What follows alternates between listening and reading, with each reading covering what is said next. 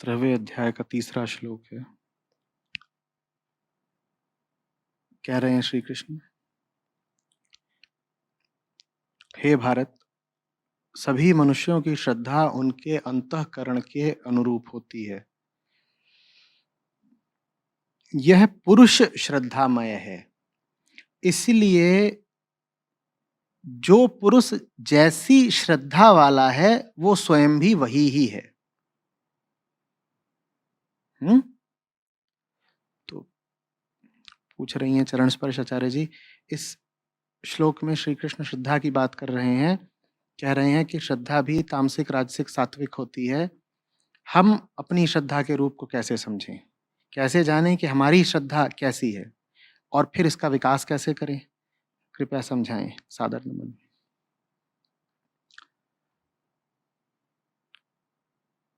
श्रद्धा वास्तव में प्रकृति के गुणों के अधीन होती नहीं, पर यही तो श्री कृष्ण की खूबी है, उनका वैशिष्ट्य है कि ऐसे समझाया है उन्होंने कि बात सबको समझ में आ जाए। और इसीलिए गीता दुनिया के सबसे ज्यादा प्रभावी आध्यात्मिक ग्रंथों में से है।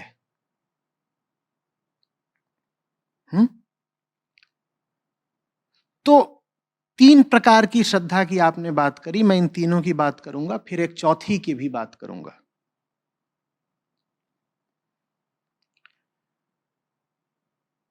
अहम प्रकृति का ही एक रूप है, उसे रूप कह लो, हिस्सा कह लो, अंश कह लो, अवयव कह लो, जो कहना चाहो।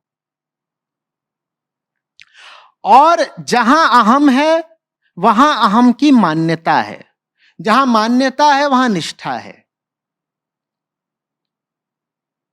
उसी निष्ठा को कई बार आप आस्था कह देते हैं। आस्था शब्द समझते हैं?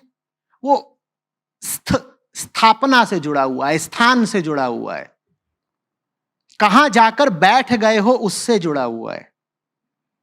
अहम को कहीं ना कहीं जाकर बैठना होता है, किसी न किसी से जुड़ना होता है, किसी न किसी जगह पर स्थापित हो जाना होता है। वही आस्था है, वही निष्ठा है। लेकिन आम व्यक्ति आस्था और निष्ठा को ही श्रद्धा समझ लेता है। यह श्री कृष्ण की करुणा है कि वो आम आदमी की भाषा में बात कर रहे हैं। उन्होंने कहा कि तुम पूरी तरह प्रकृति के वशीभूत हो,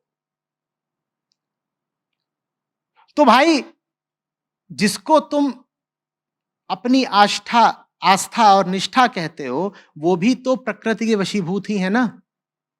और कितने सुंदर तरीके से कह रहे हैं, सब मनुष्यों की श्रद्धा उनके अंतःकरण जैसी ही होती है। ये पुरुष ही तो श्रद्धामय है, इसीलिए जो पुरुष जैसी श्रद्धा रखता है वो स्वयं भी वैसा ही है। तो किसी इंसान को जानना है, किसी व्यक्ति के मूल अहम को जानना है, तो यह देख लो कि उस व्यक्ति की आस्था और निष्ठा कैसी है, अंततः उसकी श्रद्धा कैसी है। तो अब 3 तरह के लोग हो सकते हैं, या ऐसे कह लो कि मोटे तौर पर 3 तरह के हो सकते हैं। और जितने भी लोग होते हैं वो सब लोग इन्हीं 3 व्यक्तियों के गुणों का अलग अलग अनुपात में मिश्रण मात्र होते हैं। भाई सात्विक, राजसिक, तामसिक। तो ये जो तामसिक अहंकार है इसे भी आस्था तो करनी पड़ेगी ना, क्योंकि हमने कहा अहंकार का ही मतलब है आस्था। उसे किसी न किसी से जाकर जुड़ना है, उसे किसी न किसी से जाकर जुड़ना है। तो आस्था तो सब में ही होगी, चाहे वो तामसिक हो चाहे राजसिक हो, उसमें भी होगी। हाँ, जो तामसिक अहंकार है वो किसमें आस्था रखेगा? वो सब प्रकार की मूर्खताओं में आस्था रखेगा। और इसी अध्याय के अन्य श्लोकों में श्री कृष्ण ने बड़ा विविध वर्णन दिया है कि जो तामसिक आस्था होती है, जिसको कह रहे हैं तामसिक श्रद्धा, वो कैसी होती है, वहां पर किसके प्रति आप निष्ठावान हो जाते हो। कह रहे हैं राक्षसों के प्रति, सब तरह की दुष्टताओं के प्रति आपकी उनमें बड़ी आस्था आ जाती है। आप कहते हो ये सही जगह है, इससे जुड़ जाएंगे तो शांति मिल जाएगी।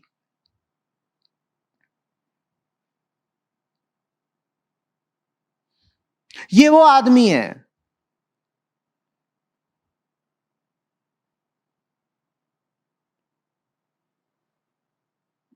जो जेब में देसी कट्टा लेकर के चलता है और सोचता है कि इस प्रकार का बल अगर मिल गया तो मुझे बड़ा चैन मिलेगा, बड़ा सुकून मिलेगा, सब डरेंगे मुझसे। यह है राक्षसी बल के प्रति आस्था रखना।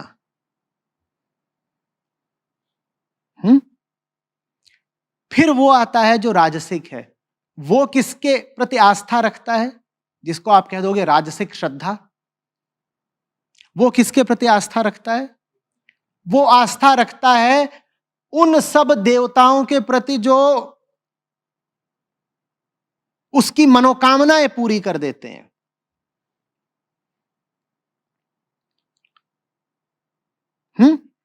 तो वो आस्था रखेगा। उदाहरण के लिए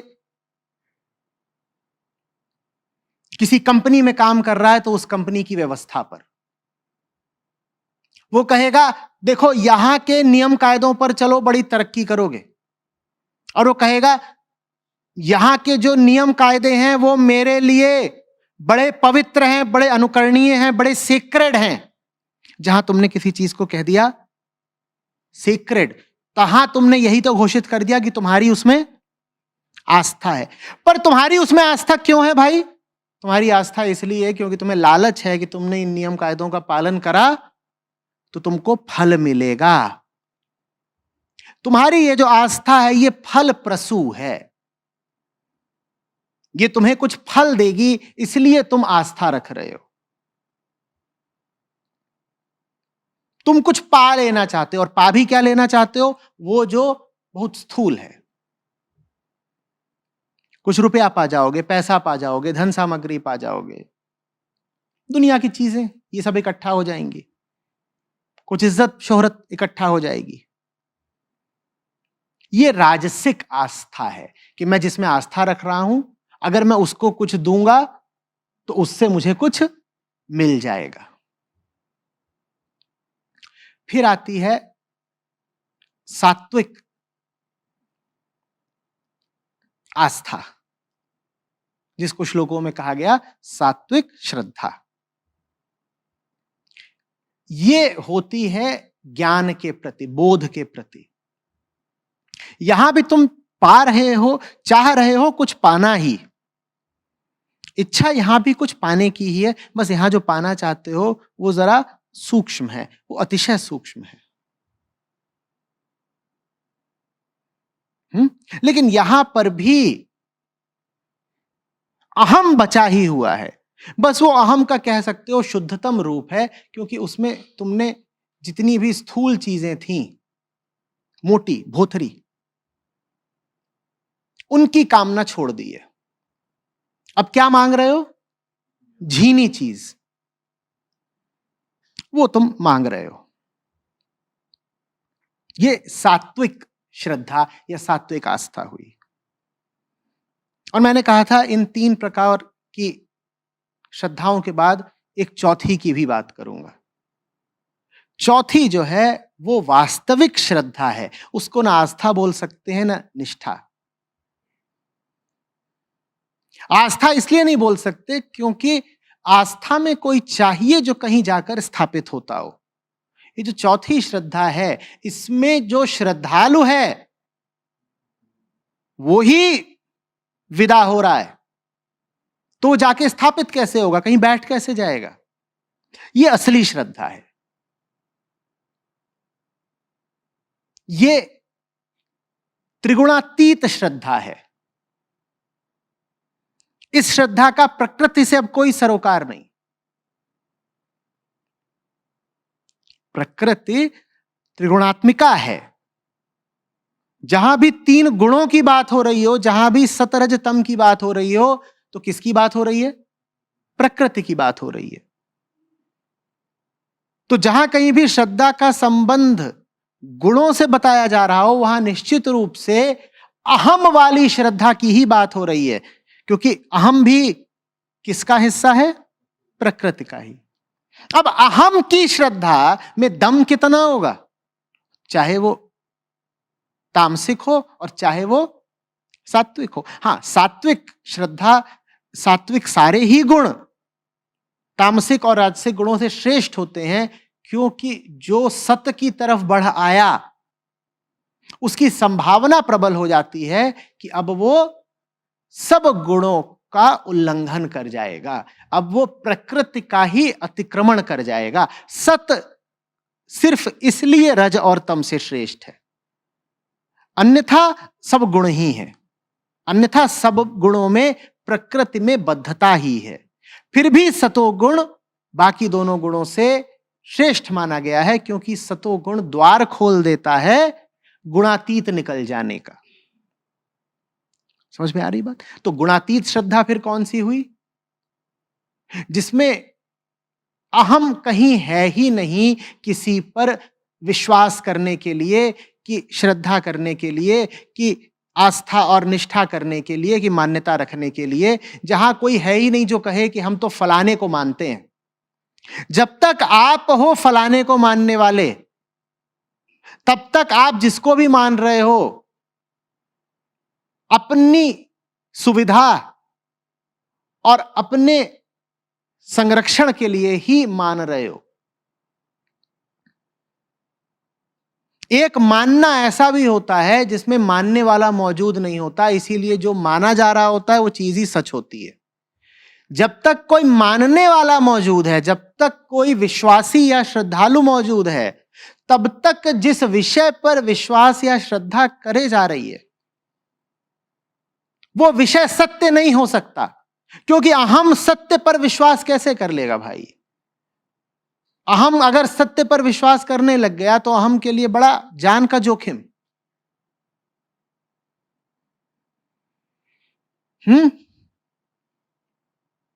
बात समझ में आ रही है? तो एक भूल है जिसके प्रति जरा सतर्क रहिएगा। निश्चित रूप से वास्तविक श्रद्धा में किसी के ऊपर श्रद्धा नहीं करी जाती। इसी श्रद्धा की बात बुद्ध ने करी, इसी श्रद्धा की बात कृष्णमूर्ति ने करी। उन्होंने कहा कोई होना ही नहीं चाहिए जिस पर तुम श्रद्धा करो। उन्होंने कहा कोई अथॉरिटी नहीं होनी चाहिए, अंततः तुम्हारी श्रद्धा का कोई विषय नहीं होना चाहिए। वो किस श्रद्धा की बात कर रहे थे? त्रिगुणातीत श्रद्धा की। लेकिन त्रिगुणातीत श्रद्धा में ऐसा ही थोड़े ही होता है कि जिस पर श्रद्धा करनी है वो ही विलुप्त हो गया। उससे पहले कौन विलुप्त होता है? जो श्रद्धा करने वाला है। अगर तुमने कहीं यह गजब कर दिया कि श्रद्धा करने वाला तो बचा हुआ है लेकिन अब वो किसी पर श्रद्धा नहीं करता, तो तुमने बहुत भयावह काम कर डाला। क्योंकि जानते हो अब तुम क्या कहोगे? तुम कहोगे मैं हूं, मैं कौन? मैं अहम ही हूं, मैं हूं, लेकिन मैं किसी पर श्रद्धा नहीं करता। त्रिगुणातीत श्रद्धा में कोई विषय तो होता नहीं, तो मैं किसी पर श्रद्धा नहीं करता, मैं हूं। जब तुम किसी पर श्रद्धा नहीं करते अहम होते हुए भी, तो जानते हो तुम किस पर श्रद्धा करते हो? अहम पर ही। वो अहंकार जो कहे कि मैं किसी को नहीं मानता, वो वास्तव में खूब मानता है, पर किसको? अपने आप को ही मानता है। और ये जो अपने आप को मानने का खेल है, ये बहुत गड़बड़ है। गड़बड़ इसलिए नहीं है कि इससे किसी का दिल दुख जाएगा या कोई अनैतिक बात हो गई इत्यादि इत्यादि। गड़बड़ इसलिए है क्योंकि तुम अपने आप से परेशान हो। जो अपने आप से परेशान है वो अपनी ही सलाह मानने लग जाए, वो अपने पर ही आस्था करने लग जाए, तो वो डूब गया, अब उसे कोई नहीं बचा सकता। अपने आप को मानना, अपने आप पर श्रद्धा रखना, कह देना कि मैं हूं और मैं अपनी राह खुद बना लूंगा। ऐसा ही है कि जैसे कोई आदमी डूब रहा हो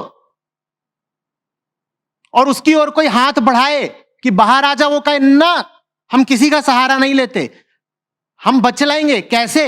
वो अपने पजामे का नाड़ा पकड़ लिया है उसने और कह रहा है ये देखो हमें सहारा मिल गया ना। डूबता हुआ आदमी अगर अपने पजामे का नाड़ा पकड़ लेगा तो बच जाएगा क्या? पर ऐसे बहुत होते हैं, वो कहते हैं नहीं, हमें कोई बाहर वाला आदमी चाहिए, हम स्वयं को स्वयं का सहारा देंगे। देखो हाथ में हमारे है हमारा नाड़ा। इससे इतना ही होगा कि जब तुम्हारी लाश मिलेगी तो वो भी नंगी होगी, बेपजामे की। इतना नाड़ा खींचोगे तो मुर्दे पे पजामा भी नहीं पाया जाएगा।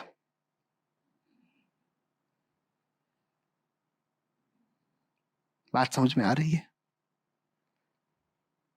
तो एक और तो मैंने इस चौथी प्रकार की श्रद्धा की बात करी और ये उच्चतम है, ये हर साधक का अंतिम लक्ष्य होनी चाहिए। दूसरी ओर मैं सावधान भी किए दे रहा हूं कि जब तक वो अंतिम पड़ाव आ न जाए तब तक अपने आप को झूठ मूठ ही मत जतला दीजिएगा कि साहब हम तो पहुंच गए और अब हमें श्रद्धा का कोई विषय नहीं चाहिए। जो कहें हमें श्रद्धा का कोई विषय नहीं चाहिए, भूलिएगा नहीं उन्होंने किसको चुन लिया है अपनी श्रद्धा के विषय के रूप में? स्वयं को। वो जानते हो कहां पहुंच गए? वो प्रकृति से बाहर तो नहीं ही गए हैं, प्रकृति के भीतर भी वो किस तल पर फंस गए? तामसिक तल पर। अक्सर जो लोग दावा करते हैं कि वो त्रिगुणातीत हो गए, वो वास्तव में तमोगुणी हो गए हैं। वो गुणों से आगे नहीं निकल गए, वो गुणों में भी जो सबसे नीचे वाला गुण है वहां फंस गए।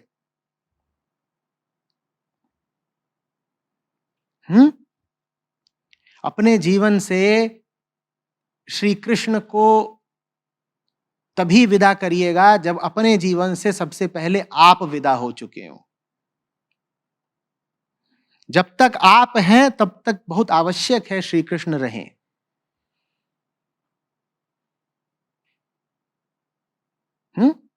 जब आप और श्री कृष्ण एक हो जाएंगे तब दोनों विदा हो जाएंगे। फिर जो बचेगा उसे कहते हैं निराकार।